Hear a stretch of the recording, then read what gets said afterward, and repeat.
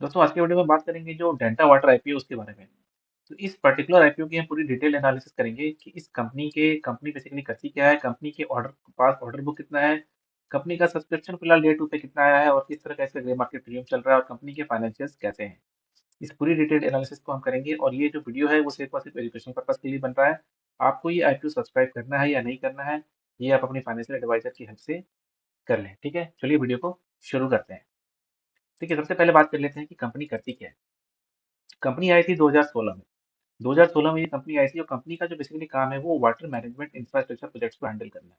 उसमें ये क्या करती है कि उसमें ये डिजाइनिंग और इंस्टॉलिंग का काम करती है, ठीक है।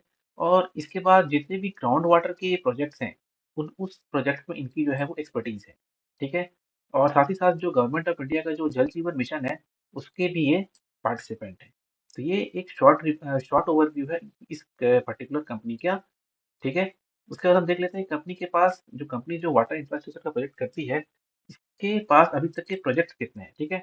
तो अगर हम ऑन गोइंग प्रोजेक्ट की बात करें तो 30 नवंबर 2024 तक कंपनी के पास फिलहाल अगर हम देखें तो 17 ऑन गोइंग प्रोजेक्ट हैं, जिसकी वैल्यू करीब करीब 1100 करोड़ के आसपास की आती है। 1100 करोड़ में भी अगर आप देखोगे तो वाटर मैनेजमेंट का जो प्रोजेक्ट है वो करीब करीब 1066 करोड़ का है और इंफ्रास्ट्रक्चर का जो प्रोजेक्ट है वो करीब करीब 33 करोड़ का है।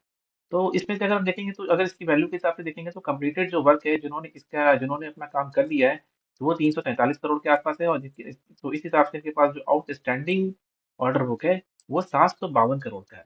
यानी कि कंपनी के पास जो ऑर्डर बुक है वो काफी हेल्दी है, ठीक है। कंपनी के एम्प्लॉयज की बात करें तो कंपनी के पास 89 परमानेंट एम्प्लॉयज हैं। बाकी जिस तरह के प्रोजेक्ट इनको मिलते हैं उस हिसाब से ये कॉन्ट्रैक्ट लेबर जो है वो उनको हायर कर लेते हैं, ठीक है। उसके बाद हम बात कर लेते हैं कंपनी के आईपीओ इसके आईपीओ डिटेल के बारे में। देखिए कंपनी की ये जो आईपीओ है उसका जो इशू साइज है वो 220 करोड़ का है, जो कि पूरा का पूरा फ्रेश इशू है। फ्रेश इशू का मतलब होता है कि ये जो आईपीओ के पैसे हैं ये पूरी तरह से कंपनी के पास जाएंगे। कंपनी ने जो इसका प्राइस पॉइंट रखा है वो 279 का रखा है। 279 से 294 का रखा है, तो मान के चलिए अपर प्राइस बैंड पे ही आईपीओ अलॉट होगा और लॉट साइज जो है वो है 50 शेयर का। तो इस तरह से अगर आप देखोगे तो जो रिटेल कैटेगरी की जो मिनिमम इन्वेस्टमेंट होगी वो होगी 14,700 की। तो ये आईपीओ है 22 जनवरी को ओपन हो चुका है और कल इसकी यानी कि 24 जनवरी को इसकी लास्ट डेट है। तो रिटेल का की अगर हम बात करें कि तो जो रिटेल का कोटा है वो 35% का है। 35% के होने से एक प्रोबेबिलिटी थोड़ी बहुत बन जाती है, नहीं तो कुछ आईपीओ ऐसे भी होते हैं जिनमें रिटेल का जो कोटा आता है वो सिर्फ और सिर्फ 10% का होता है, ठीक है। अब हम बात कर लेते हैं कंपनी के फाइनेंशियल्स की। कंपनी के फाइनेंशियल्स बहुत ही, देखिए 31 मार्च 2022 तक अगर हम देखें तो कंपनी का जो रेवेन्यू था वो 119 करोड़ का था, ठीक है। 119 करोड़ का था जो कि बढ़ते बढ़ते हो गया 175 करोड़ का।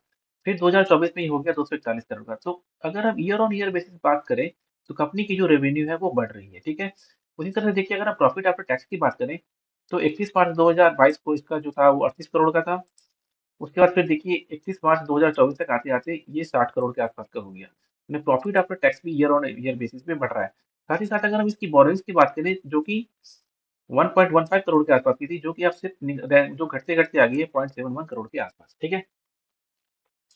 तो इस तरह से देखें तो कंपनी के जो फाइनेंशियल्स हैं वो काफी स्टेबल दिख रहे हैं और साथ ही साथ इसके फाइनेंशियल्स में ग्रोथ भी नजर आ रही है, ठीक है। अब कुछ इंपॉर्टेंट रेशियोज की बात कर लेते हैं। तो देखिए रिटर्न ऑन इक्विटी जो है वो है 36.36% का। वहीं अगर हम रिटर्न ऑन कैपिटल एम्प्लॉयड की बात करें तो वो है 76.99% का। वहीं अगर हम डेट टू इक्विटी रेशियो की बात करें तो 0.01 निगलिजिबल है ये, और पैट मार्जिन की बात करें तो 25% के आसपास का है, ठीक है। तो ये रिटर्न ऑन इक्विटी और रिटर्न ऑन कैपिटल एम्प्लॉयड काफी अच्छे दिख रहे हैं, ठीक है। अब देखिए अगर हम इसके पीएस से बात करें तो पीएस के कौन कौन से हैं इसके जो कि है तो वो है वाटेक वाटवैग लिमिटेड, ठीक है, जिसका पी है 38 के आसपास का। ईएमएस लिमिटेड जिसका जो पी है वो है 27 के आसपास। और इस डेल्टा वाटर आईपीओ का जो पोस्ट पी होगा वो होगा पोस्ट आईपीओ पी जो है वो है 16.22 का। यानी कि जो भी इनके कॉम्पिटिटर्स हैं उनके मुकाबले ये जो आईपीओ है पर्टिकुलर सस्ते पी पर आ रही है, ठीक है। इस हिसाब से इसके वैल्यूएशन काफी अच्छे लग रहे हैं। अब देखिए कंपनी जो हमसे पैसे लेगी वो उन पैसों का करेगी क्या। तो कंपनी के पास बेसिकली ये जो इनका ऑब्जेक्ट है वो है कि ये वर्किंग कैपिटल में यूज करेगी। बाकी जो है उनके जनरल कॉर्पोरेट पर्पस है, ठीक है। तो ये बात हो गई पूरे आईपीओ की। अब देखिए इस आईपीओ को अगर देखें तो जो मेरा फाइनल डिसीजन बन रहा है कि देखिए सबसे पहले तो इसकी जो वैल्यूएशन है वो काफी अट्रैक्टिव है। जैसे कि मैंने बोला कि जो भी इनके लिस्टेड है, जो भी इनके पेयर्स हैं, उनके मुकाबले जो इनका वैल्यूएशन है वो काफी सस्ता है, ठीक है। फाइनेंशियल्स की बात करें तो फाइनेंशियल्स में एक स्टेबिलिटी के साथ-साथ ग्रोथ भी दिखाई दे रही है और साथ ही साथ कंपनी पे कर्ज नेग्लिजिबल है।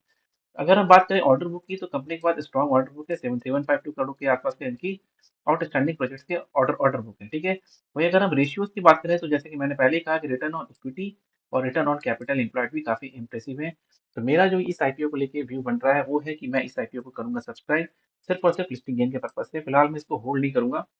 तो ये मेरा व्यू है, ठीक है?